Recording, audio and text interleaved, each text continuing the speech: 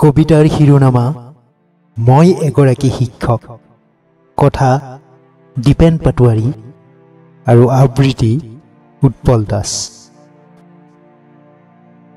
মই এগৰাকী শিক্ষক। আপুনি তাচ্ছিল্যৰ প্ৰশ্নবাণ নিক্ষেপ কৰাৰ আগতে কওক, মই এগৰাকী শিক্ষক।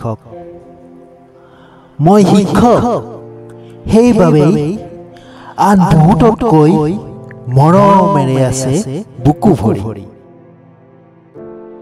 অৰ্হতা যোগ্যতা থকা বাবেই দুৰ্নীতিৰ পাহাৰ গঢ়া দালালৰ ওচৰত বিবেকক বিক্ৰী নকৰিলো। টকাৰে জেপ নভৰিলেও ছাত্ৰ ছাত্ৰীৰ সঁচা মৰমেৰে ভৰি থাকে হৃদয়। তেওঁলোকৰ এষাৰ মাতে পোহৰাই তোলে সকলো আন্ধাৰ।